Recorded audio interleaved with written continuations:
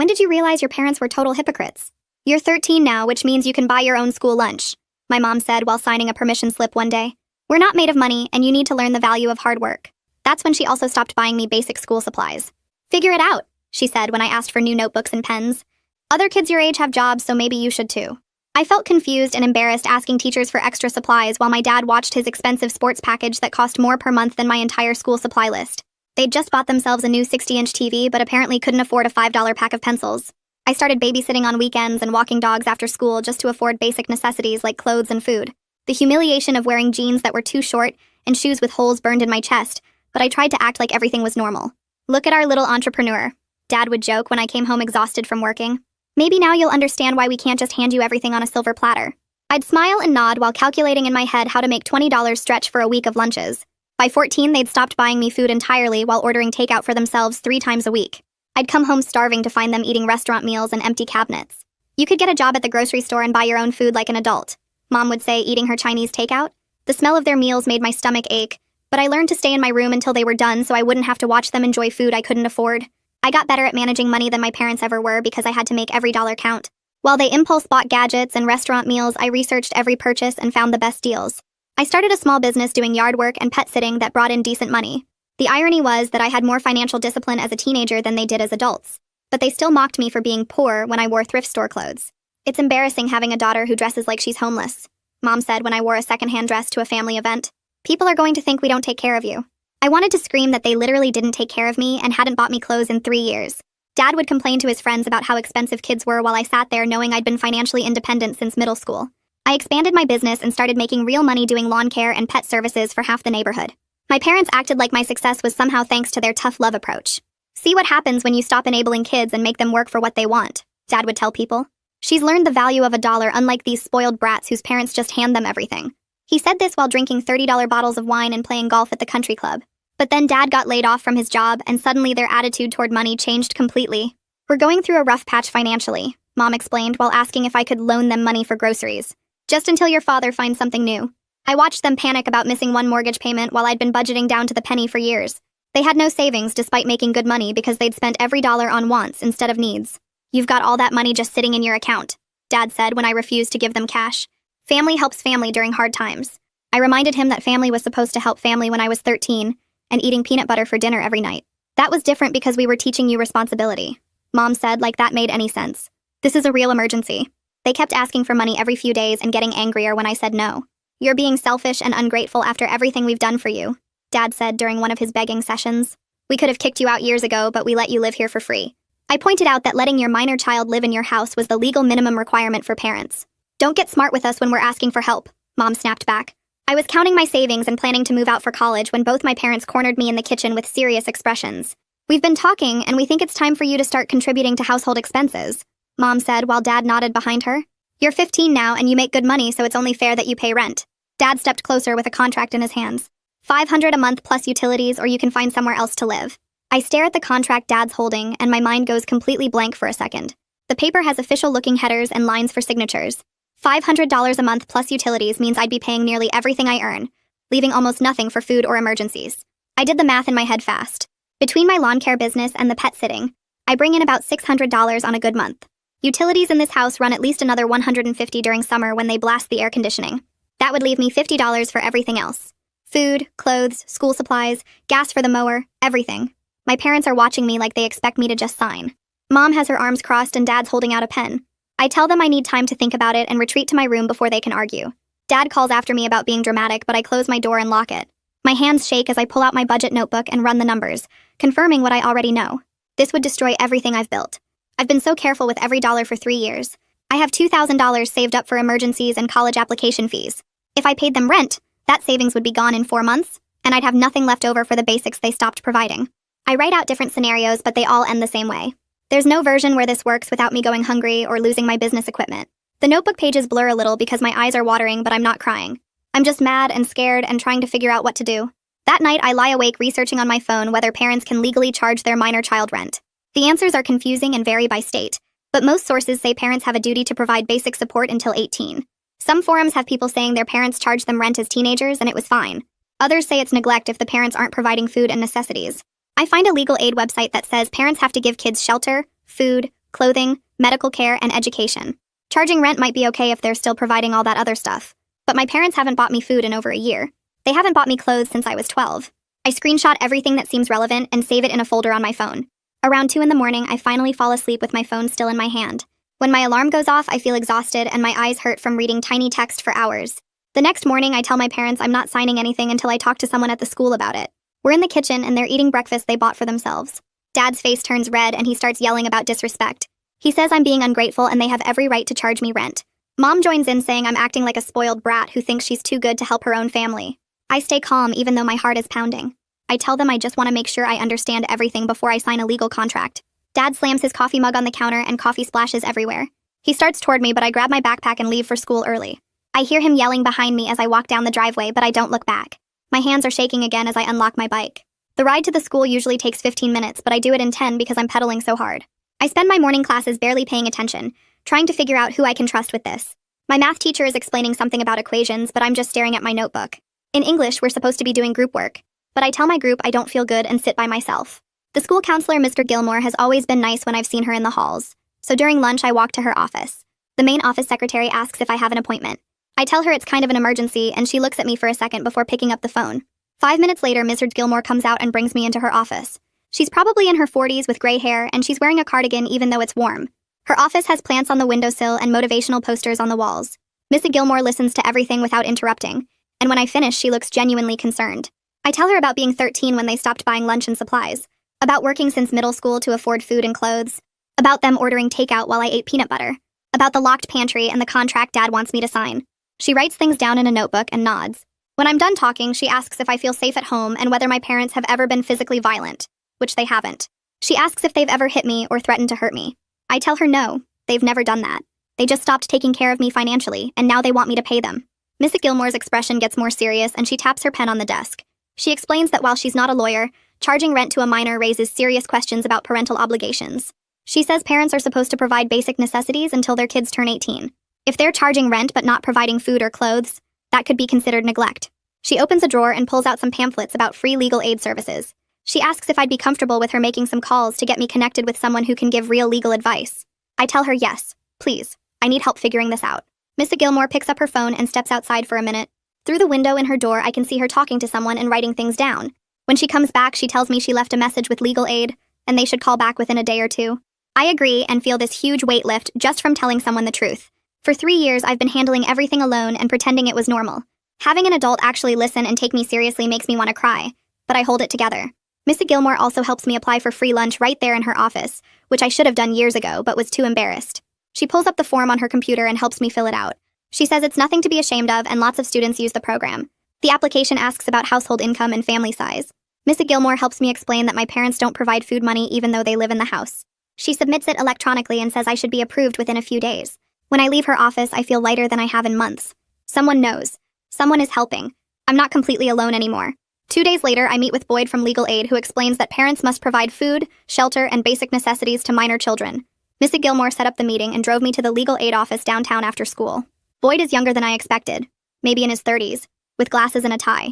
His office is small with boxes of files stacked everywhere. He has me sit down and pulls out a yellow notepad. He asks me to start from the beginning and tell him everything. I go through the whole story again and he takes notes the entire time. When I get to the part about the rent contract, he stops writing and looks up. Charging rent could be considered neglect if it prevents them from meeting those obligations, he says. He explains that parents have a legal duty to support their minor children. They can't just decide to stop providing necessities and charge rent instead. Boyd asks detailed questions about what my parents do provide versus what I pay for myself. When I list everything, food, clothes, school supplies, toiletries, his expression gets more serious. He writes it all down in 2 columns labeled provided and not provided. The not provided column is way longer. He asks about their income and whether they're actually struggling financially or just choosing not to spend money on me. I tell him about the sports package and the golf membership and the restaurant meals, about how they had plenty of money until Dad got laid off a few months ago. Boyd nods and keeps writing. He asks if I have any proof of what I'm telling him. I show him the screenshots from my phone of their takeout orders piled up in the trash while my cabinets were empty. Photos of the locked pantry. My budget notebook showing every dollar I've earned and spent for 2 years. Boyd looks through everything carefully and his jaw gets tight. He closes the notebook and leans back in his chair. Boyd tells me this documentation is solid evidence and exactly what we need if things get worse. He explains that he can write a formal letter to my parents outlining their legal duties as parents of a minor child. The letter will cite specific state laws about providing food, shelter, clothing, and basic necessities. It won't force them to change their behavior, but it might make them realize they can't just kick me out or demand all my money. Boyd says the letter will be professional and factual, not threatening, but it will make clear that their actions could be considered neglect. He asks if I want him to send it, and I nod immediately. Having something official from a lawyer feels like protection I've never had before. Boyd prints out some information sheets about my rights and tells me to keep documenting everything. He also gives me his direct phone number in case things escalate quickly. The meeting ends with him promising to mail the letter within 2 days. That evening at home, I'm heating up ramen in the microwave when both my parents walk into the kitchen. They have that look on their faces again, the serious one that means they're about to corner me. Dad crosses his arms and asks if I've thought about the rent contract. I take a breath and tell them I talked to a lawyer at legal aid. Mom's face goes pale and Dad's jaw tightens. I explain that I learned parents have to provide basic necessities whether their kid pays rent or not. Dad's face turns red and he starts yelling about how I'm threatening them and trying to make them look like bad parents. His voice gets louder with each word and I can feel my heart pounding, but I keep my expression calm. Mom starts crying and saying I'm so ungrateful after they've kept a roof over my head for 15 years. She's doing that thing where she cries to make me feel guilty, but I've seen it too many times to fall for it anymore. Dad steps closer and says I'm tearing this family apart over money. I stay calm and repeat exactly what Boyd told me. I'm willing to help with chores around the house and contribute in reasonable ways, but I won't sign a contract that takes all my earnings. My voice stays steady even though my hands are shaking. I tell them I need my money for food and school supplies since they stopped providing those things years ago. Dad opens his mouth to yell again, but I just turn and walk toward my room. They're both shouting behind me about disrespect and ingratitude, but I keep walking. I hear them storm off to their bedroom and slam the door so hard the whole house shakes. I lock my bedroom door and sit on my bed with my phone, texting Ms. Gilmore that the confrontation happened and I'm okay. She texts back immediately asking if I feel safe, and I tell her yes, just shaken up. The house stays silent for the rest of the night. The next week drags by with my parents barely speaking to me. Then one afternoon, I'm at the school when Boyd's letter arrives via certified mail. I know because when I get home that evening, the whole house feels different. The air is thick and tense, and my parents are sitting at the kitchen table with papers spread out in front of them. They don't look at me when I walk in.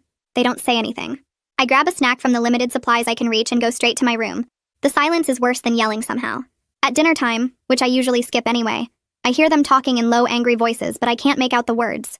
This goes on for days with them treating me like I'm invisible, while also watching my every move. Miss Gilmore starts checking in with me every single day during lunch period. She pulls me into her office and we work on setting up a realistic schedule that balances school, work, and study time.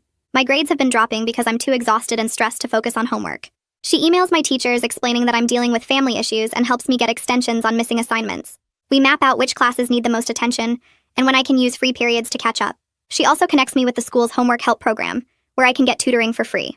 Mrs. Gilmore makes a spreadsheet of my entire week showing school hours, work shifts, study blocks, and even time for sleep. Seeing it all laid out makes me realize how much I've been trying to handle alone. She prints 2 copies, one for me and one she keeps in case we need to adjust things. My neighbor Eliana notices I'm bringing my lawn equipment to her garage more often than usual. One afternoon when I'm storing my mower and trimmer, she comes outside and asks if everything's okay at home. I give her a vague answer about my parents being stressed about money. Eliana looks at me for a long moment like she's deciding whether to push for more information. She doesn't push, but her expression tells me she understands more than I'm saying. She mentions that her garage has plenty of room if I want to keep all my equipment there permanently, instead of just sometimes. I thank her and accept the offer, grateful to have my expensive tools somewhere my parents can't mess with them. The next week, Eliana starts offering me more consistent work. She asks if I can mow her lawn every week instead of every other week, and if I can help with some garden maintenance too. She pays me up front for the whole month, which helps me budget better and feel less panicked about money. While I'm working in her yard one Saturday, she brings out lemonade and casually mentions that her guest room is available if I ever need a place to stay. She says it in this light way like she's just making conversation, but her eyes are serious. I tell her thank you and that I really appreciate it. Having that option in the back of my mind makes me feel less trapped. At home, things get worse in sneaky ways. My parents install a lock on the pantry door and start counting every item in the fridge. They don't technically deny me food completely, but they make it clear what I'm allowed to touch. There are certain shelves in the fridge that are off limits, and the pantry is locked except when they're home to supervise. It's their way of controlling what I eat without breaking any obvious rules. I come home from work starving and find the pantry locked with a note saying they'll be home at 8. Meanwhile, I can smell their leftover Chinese food in the fridge, but I know I'm not allowed to touch it. I start documenting everything on my phone just like Boyd told me to. I take photos of the locked pantry with timestamps. I photograph the empty cabinets that I'm allowed to access, showing there's basically nothing there. When my parents order takeout, I take pictures of the bags and containers in the trash, then photos of my own dinner, which is usually peanut butter on bread or plain pasta. I screenshot our bank statements showing their restaurant charges. Every piece of evidence gets saved in a folder on my phone and backed up to a cloud account they can't access. Boyd said evidence matters if things escalate to court or child services. I never thought I'd be building a case against my own parents, but here I am taking photos in my own kitchen like I'm collecting proof of a crime. The next shift at the grocery store, Christian stops by my register during a slow period and leans against the counter. He watches me scan my usual lunch items, which are the cheapest things in the store, and then looks at me with this expression that isn't pity, but something closer to understanding. He mentions they have openings for more hours if I'm interested, and the pay would help with whatever I'm dealing with. I accept immediately because more stable income means less panic about making rent money or affording food. He tells me to stop by his office after my shift to fill out the paperwork, and I thank him while bagging my crackers and peanut butter. I fill out the forms that same afternoon, and Christian helps me get my work permit updated to allow more hours since I'm still 15. The new schedule starts the following week with 3 weekday evenings and full shifts on weekends, which means real money coming in regularly. But it also means less time for homework, and I'm already behind in 2 classes from all the stress at home. Miss Gilmore notices when I fall asleep during study hall and pulls me aside to ask what's going on. I explain about the increased work hours, and she doesn't lecture me about priorities or tell me to quit my job like some adults would. Instead, she helps me map out a study schedule that uses every free period and lunch break to catch up on assignments. She even talks to my teachers about extensions on some projects, so I'm not drowning in late work. 3 days later, I come home from an evening shift and find Dad waiting in the driveway with his arms crossed. He starts yelling before I even get out of my car about how he heard I'm getting free lunch at the school now. Someone from church must have seen my name on a list or something because he knows details I never told him. He says I'm making them look like deadbeats who can't even feed their own kid, and that I'm embarrassing the whole family with my poverty act. I try to walk past him toward the house, but he blocks my path and keeps going about how people at church are probably gossiping about what terrible parents they must be. His voice gets louder with each sentence, and I notice Eliana's porch light turn on across the street. She comes outside and just stands there on her porch watching us with her arms folded. Dad notices her standing there and his voice drops to an angry whisper, but I can see his jaw clenching and his fists tight at his sides. He tells me this conversation isn't over, and storms back inside, slamming the door hard enough that the windows rattle. The following weekend, I come home from mowing lawns to find my equipment sitting in the middle of the yard, completely soaked from the rainstorm that came through that morning. My parents swear they didn't know it was going to rain, and that they needed to get the car out of the garage for errands. But my mower won't start, and when I check the engine, I can see water damage that's going to cost more to fix than the mower is worth. I sit on the wet grass staring at my ruined equipment and feeling like I might actually cry for the first time in months. This mower represented half my business, and replacing it will take weeks of saving. Eliana comes over an hour later and finds me still sitting there trying to figure out what to do. She looks at the destroyed mower and then at my parents' car parked in the driveway, and doesn't ask any questions about how this happened. She tells me to bring all my equipment to her garage right now, and that I can store everything there permanently, so this never happens again. I load up my trimmer and remaining tools and follow her across the street, feeling grateful that at least one adult in my life actually helps instead of sabotaging me. Back at work, Christian calls me into his office and offers me a permanent part-time position with set hours every week and a small raise. The stability means I can actually plan my budget instead of scrambling for irregular yard work money. I can count on a specific amount each paycheck and know exactly what I'll have for food and supplies. He also mentions that employee discounts apply to groceries, which will stretch my food money even further. That same week, I'm organizing my room when I notice Dad's been going through my things. My bank statements are out of order, and there are fingerprints on papers I keep in my desk drawer. I confront him about it, and he acts like it's his right to know what I'm doing with my money since I live in his house. Boyd's voice echoes in my head about keeping my finances separate, so I go online and open a prepaid debit card account that only I can access. I transfer most of my savings and set up direct deposit from work, so my parents can't track my income anymore. Boyd said documentation matters, and this is one more layer of protection. Sunday morning at church, someone apparently asks Dad directly about the rent situation, because he comes home absolutely furious about people gossiping about our private business. He slams things around the kitchen while Mom sits at the table looking embarrassed and won't make eye contact with anyone. She keeps saying they should never have mentioned anything to anyone, but Dad insists they didn't say a word, which means someone else is talking. I stay in my room and listen to them argue about who might have found out and how to handle the rumors now spreading through their social circle. Missy Gilmore schedules a mediation meeting at the school the following Wednesday with my parents, herself, and a social worker from the district. We all sit around a conference table, and the social worker explains that she's there to help us reach an agreement that works for everyone. My parents immediately launch into complaints about how disrespectful I've been and how I refuse to help the family during hard times. Dad brings up every perceived slight from the past month, while Mom nods along, adding her own examples. The social worker listens patiently and then redirects by asking what specific support my parents currently provide. The room gets quiet as they struggle to list actual things they pay for beyond the roof over my head. The social worker asks about food access, clothing, school supplies, and my parents give vague answers about teaching responsibility. She asks me directly what I purchase for myself, and I list everything while my parents sit there looking uncomfortable. After an hour of back and forth, we reach a temporary agreement where I won't pay rent for now, but I'll do more chores around the house to contribute. The social worker writes everything down in detail, including which chores, how often, and what my parents agree to provide in return. She prints copies for all of us and explains this is a working agreement we'll revisit in a month.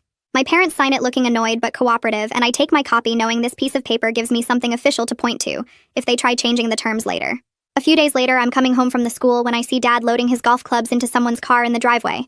He hands over the clubs and takes cash from the buyer, then watches the car drive away with this bitter look on his face.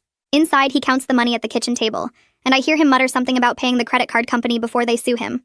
He doesn't ask me for money that whole week, which feels like progress, even though I can tell he's upset about losing his golf stuff. Mom surprises everyone by announcing she got hired at a retail store in the mall doing part-time work. She starts the following Monday and comes home that first day complaining about standing for 6 hours straight and dealing with rude customers. Every evening after her shifts, she talks about how tired she is and how her feet hurt. But it's weird seeing her actually work for the first time in years. The extra money helps because we start eating cheaper meals at home more often instead of them ordering takeout. Mom makes pasta with basic sauce, rice and beans, simple chicken dishes that don't cost much. It's not fancy, but it means I'm not hiding in my room eating peanut butter sandwiches while they enjoy restaurant food. I actually sit at the table with them during dinner, which hasn't happened in forever. One evening, Mom and I end up alone in the kitchen washing dishes together after Dad goes to watch TV. She's scrubbing a pot and mentions out of nowhere that her parents were really strict about money when she was growing up. She says they made her account for every dollar and never let her buy anything fun. It's not an apology, and she doesn't connect it to how she's treated me, but it's the closest she's ever come to explaining why she acts the way she does. I just nod and keep drying plates because I don't know what to say to that. Dad gets a call about an interview at a warehouse across town, and his whole mood changes. He actually seems hopeful for the first time in weeks, talking about the pay rate and benefits while looking at the company website. The tension in the house drops a little while we wait to hear back about whether he got to the next round. I use some of my savings to take my lawnmower to the repair shop because the engine's been acting weird. The guy fixes it, and I also buy better equipment that will last longer, a new trimmer and some professional grade tools. Eliana sees me unloading everything and offers to let me organize her garage so all my business supplies are in one place and easy to access. We spend a Saturday afternoon setting up shelves and hanging tools on the wall.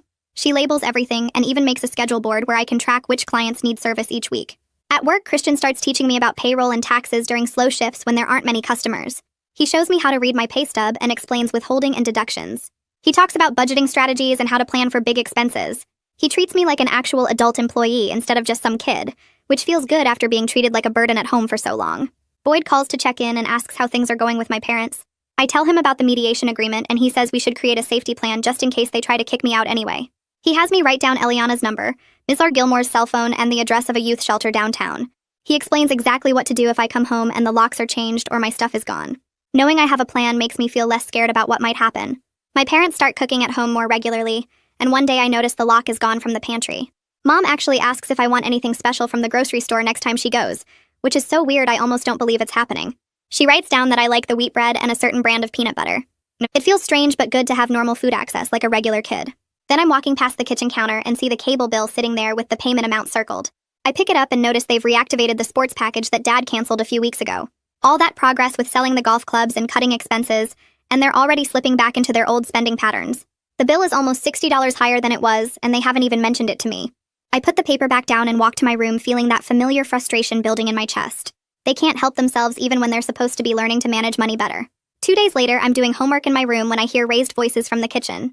Dad's yelling about the bank sending an overdraft notice, and Mom's voice gets louder saying she didn't know the account was that low. I crack my door open and hear Dad accusing her of spending too much at Target while she fires back about his bar tab from last weekend. They go back and forth listing every purchase the other person made, neither one taking responsibility for their own spending. The argument lasts almost an hour before they both storm off to separate rooms, and I realize they learned absolutely nothing from the past few weeks. The next morning, Dad corners me before school and starts talking about how the household bills keep climbing. He says I need to start contributing something because the expenses are too high for just the two of them to handle. I pull out my phone and show him the photo I took of our written agreement from the mediation meeting, the one that says no rent until I'm 18. He gets red in the face, but I stay calm and tell him I'm not discussing it further because we already agreed on terms. He mutters something about ungrateful kids and walks away, but I can tell he's planning something else. That evening, Mom catches me in the hallway with this fake, cheerful expression and starts explaining a new system she thought of. She says instead of calling it rent, we could do chore credits where I earn points for household tasks, and those points count toward covering expenses. I stare at her for a second before saying that sounds exactly like rent with extra steps, and the answer is still no. Her smile drops and she huffs off to complain to Dad about how difficult I'm being. I go to my room and text Boyd about what just happened, and he responds within minutes saying I should start documenting everything in detail. I open a new note on my phone and begin writing down what food is currently in the cabinets, what time my parents ordered pizza for dinner, while I ate cereal, and I take photos of the bills they left on the counter showing their spending patterns. Boyd said if we need to escalate the situation, having solid evidence will protect me from their version of events. I make entries every day noting when they buy takeout, when the pantry has food I can access, and any comments they make about money or my supposed obligations. The documentation makes me feel less powerless because at least I'm building a record of what's actually happening versus what they claim. 3 days later, I'm at the school when Mr. Gilmore calls me to her office and shows me an email she's drafting to my parents. The message is professional and polite, but the warning is crystal clear, stating that if the agreed terms from our mediation are violated in any way, she'll be required to file a formal report with Child Welfare Services. She asks if I'm okay with her sending it, and I nod, yes, knowing my parents will be furious, but also knowing they need this boundary enforced by someone with authority. She hits send while I'm sitting there, and I watch the email disappear into the void, heading toward my parents' inbox where it will definitely cause an explosion. That Saturday, I'm working my shift at the grocery store, restocking shelves in the cereal aisle, when I see Dad walk through the front doors. My stomach drops because he's not here to shop based on the angry expression on his face and the way he's scanning the store looking for me. He spots me and walks straight over, his voice getting loud as he starts going off about how I'm making them look like terrible parents and turning everyone against them. Customers are stopping to stare, and I feel my face burning with embarrassment as he keeps ranting about ingratitude and disrespect.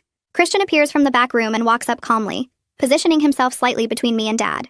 He tells my father in this firm but polite voice that he needs to leave the store, and Dad starts arguing that he has a right to talk to his own daughter. Christian doesn't back down, just repeats that he needs to leave now, or Christian will call the police for causing a disturbance. Dad looks like he wants to argue more, but something in Christian's expression makes him turn around and storm out, shoving the door open hard enough that it bangs against the wall. I'm shaking so badly I have to sit down on a step stool, and both Christian and Ariana come over to check on me. Christian says I did nothing wrong and they have my back completely, while Ariana pulls out the incident report form and starts writing down everything that happened with times and details.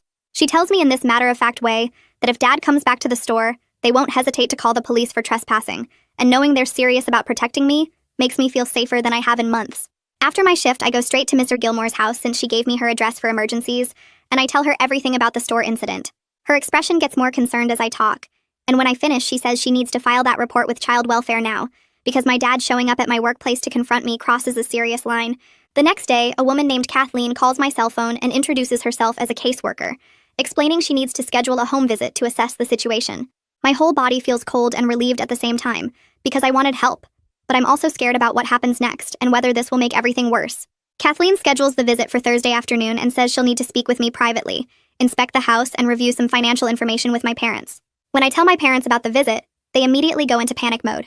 Mom starts deep cleaning every room like we're preparing for a military inspection, scrubbing baseboards and organizing closets that haven't been touched in years.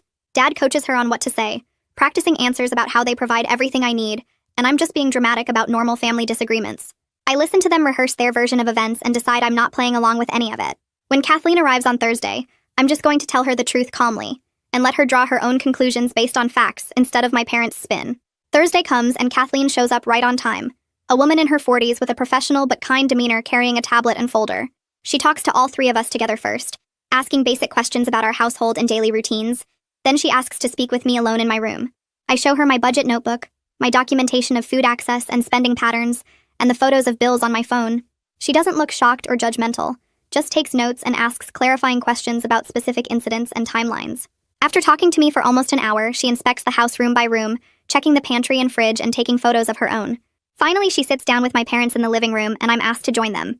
Kathleen speaks directly and clearly, telling my parents that charging rent to a minor child is inappropriate and potentially constitutes neglect of their legal duties. She explains they must ensure I have regular access to food and basic necessities, and she'll be monitoring the situation with follow-up visits. My parents nod and agree to everything she says, their faces showing a mix of embarrassment and resentment, but I can tell they understand she's not making suggestions. She's setting requirements they have to follow. Kathleen packs up her tablet and folder and walks to the door while my parents follow her with tight smiles on their faces. The second her car pulls away from the curb, the fake politeness drops completely. Mom goes straight to the pantry and removes the lock without saying a word, throwing it in the trash with more force than necessary. Dad pulls out his phone and starts scrolling through job listings while sitting at the kitchen table with his jaw clenched. Neither of them looks at me or acknowledges what just happened, but I can feel their anger filling up every corner of the house. Over the next few days, they buy groceries and leave them where I can reach them, but they arrange the items in a way that feels deliberate, like they want me to know they're only doing this because they have to. Mom makes a point of sighing loudly whenever she puts food in the fridge, and Dad mutters under his breath about government overreach and people not minding their own business. The rent contract disappears from the counter, but nobody mentions it, like pretending it never existed will somehow erase the whole situation. I keep my documentation updated anyway, taking photos of the unlocked pantry and the stocked fridge just in case things change again. 2 weeks after Kathleen's visit, Dad starts his warehouse job on the night shift loading trucks. He leaves for work at 10 p.m. and gets home around 7 a.m., sleeping most of the day before getting up to eat dinner and leave again. The exhaustion shows in everything he does, from the way he moves slower to how he falls asleep on the couch before his alarm goes off. The good part is that he's too tired to start arguments about money or anything else, which makes the evenings quieter than they've been in months. Mom seems relieved to have him out of the house at night, and she stops walking on eggshells waiting for the next fight to start. I come home from the school one afternoon to find Mom sitting at the kitchen table with worksheets spread out in front of her. She explains that her employer offers free financial literacy classes during lunch breaks, and she decided to attend one. The worksheets cover basic budgeting, tracking expenses, and setting savings goals, all things I figured out years ago by necessity. But seeing Mom actually engaged with the material and taking notes surprises me because she's never shown interest in managing money before. She asks me a few questions about how I track my business income and expenses, and for the first time we have a normal conversation about finances without anyone getting defensive or angry. It doesn't fix everything, but it feels like a small step towards something better. My daily routine settles into a predictable pattern over the next month. I wake up, go to the school, work my afternoon shift at the grocery store, come home to do homework, handle my assigned chores, and get to bed at a reasonable hour. The stability means I'm not constantly exhausted anymore, and my grades start climbing back up from where they'd dropped during all the stress. Teachers notice the improvement, and a few of them mention how glad they are to see me doing better. I'm not constantly calculating how to stretch $20 or worrying about whether there will be food when I get home. Life isn't perfect, and my parents still barely talk to me beyond basic household communication, but at least it's predictable and I can focus on the school and work without constant crisis management. One Saturday morning, Eliana texts me asking if I want to spend the weekend at her house just to relax and decompress. She says her husband is visiting his sister and she'd enjoy the company. Plus, she knows things have been tense at my house. I ask my parents and expect them to make a big deal out of it. But Dad just shrugs and says fine, while Mom nods without looking up from her budgeting worksheet. I pack a bag and walk over to Eliana's house that afternoon, feeling lighter with each step away from my own front door. The weekend turns out to be exactly what I needed. Just 2 days of watching movies, helping Eliana with some gardening projects, and eating meals without any tension in the air. She doesn't pry about my home situation, but makes it clear I'm welcome at her house anytime I need a break. Sunday evening, I head back home feeling completely recharged and ready to handle whatever comes next. 3 weeks later, Kathleen shows up for her follow-up visit and sits down with all three of us in the living room. She reviews her notes from the first visit and asks specific questions about food access, my school performance, and household expenses. My parents answer politely and show her the unlocked pantry, the stocked fridge, and Mom's budget worksheets. Kathleen seems pleased with the improvements, but reminds everyone that the case stays open for continued monitoring, and she'll be checking in regularly over the next several months. After she leaves, my parents go back to their quiet resentment, but they don't change anything back, apparently understanding that Kathleen wasn't making suggestions. I meet with Missy Gilmore during lunch one day to talk about my plans for junior and senior year. She mentions a dual enrollment program that lets high school students take college classes at the community college, earning both high school and college credit at the same time. The program covers tuition, and there are scholarships available for books and transportation. Mrs. Gilmore helps me fill out the application right there in her office, and writes a strong recommendation letter highlighting my work ethic and academic improvement. I submit everything before the deadline and try not to get my hopes up too much, but the idea of getting a head start on college while still in high school feels like exactly the kind of opportunity I need. About a week after I submit the application, Mom approaches me in the kitchen and asks if I could loan them some money to cover an unexpected car repair. Dad stands behind her nodding, and they both have that familiar desperate look I remember from when Dad first lost his job. I tell them I can write up a formal loan agreement with the amount, interest rate, and repayment schedule, so we're all clear on the terms. I pull out my laptop and start typing up a simple contract while they watch. Their expressions shift from hopeful to uncomfortable, and Dad finally says, "Never mind, they'll figure something else out." They walk away, and I save the blank loan agreement template for next time, knowing that having everything in writing protects both them and me. The following weekend, I notice the big TV is gone from the living room. Mom explains that they sold it to help pay down their credit card debt, and Dad canceled the expensive sports package permanently. The living room looks empty without the huge screen, and I can tell they both hate having made these changes. But it's real progress toward getting their finances under control, even if they clearly resent every step. Dad complains about missing his games, and Mom mentions several times how small the old TV in their bedroom looks compared to what they had. I don't point out that these are the kinds of sacrifices I've been making since I was 13, because that would just start another fight. 2 months after submitting my application, I get an email saying I've been accepted into the dual enrollment program, with a full scholarship covering books and transportation costs. Starting next fall, I'll spend my mornings taking college classes at the community college, and my afternoons finishing high school requirements. The acceptance letter includes information about course selection and orientation dates. I print it out and show my parents, hoping they'll be proud, or at least acknowledge it as an achievement. Dad glances at it and says that's good, while Mom nods and mentions it will save them money on college later. Their reactions sting a little because this is a big deal, and I worked hard to make it happen, but I'm learning not to expect validation from them. A week later, we all sit down at the kitchen table with a printed document that lists everything in clear terms. No rent until I turn 18. My chores include taking out trash on Tuesdays and Thursdays, doing my own laundry, and helping with dinner dishes 3 nights a week. Food access means the pantry and fridge stay unlocked, and I can eat what's available without asking permission. My work income belongs to me, and I'm not expected to contribute to household bills. Mom reads through it twice, and Dad shifts in his chair looking uncomfortable, but he doesn't argue. We all sign at the bottom, and I take a picture with my phone before Mom drives me to the school to give the original to Ms. Gilmore for her files. Mrs. Gilmore looks it over and nods, filing it away in a folder with my name on it. She tells me to contact her immediately if anything changes, or if my parents try to modify the terms without agreement. The next Thursday, we have dinner together at the regular time with baked chicken and rice that Mom made using groceries from the store. Dad talks about a problem at the warehouse with a forklift that broke down. Mom mentions a difficult customer at her retail job who wanted to return something without a receipt. I tell them about a quiz I did well on in history class, and a new client who wants weekly lawn service starting in spring. Nobody yells or brings up money or makes cutting remarks about my clothes or food. It's not warm, and we're not laughing or sharing deep thoughts, but we're sitting together eating a meal and talking about normal everyday things without tension crackling in the air. After dinner, I help load the dishwasher like the agreement says, and then go to my room to finish homework. Looking ahead, I feel something I haven't felt in years, which is cautious hope about my situation. I have adults watching out for me now with Miss Gilmore checking in weekly, and Kathleen doing monthly home visits. I have a clear path to college through the dual enrollment program that starts next fall. My parents are managing money better with someone holding them accountable, even if they still resent the oversight. I've learned I can stand up for myself when necessary, and that asking for help isn't the same as being weak or helpless. Things aren't perfect and probably never will be with my parents, but I'm building a future that doesn't depend on them staying consistent or suddenly becoming different people. That feels like the best outcome I could realistically achieve given where we started. That's it for today's story. Thanks for being here. It really means a lot that you'd spend a few minutes with me. I hope it brought a little warmth or peace to your day. Subscribe if you'd like to share more stories like this together.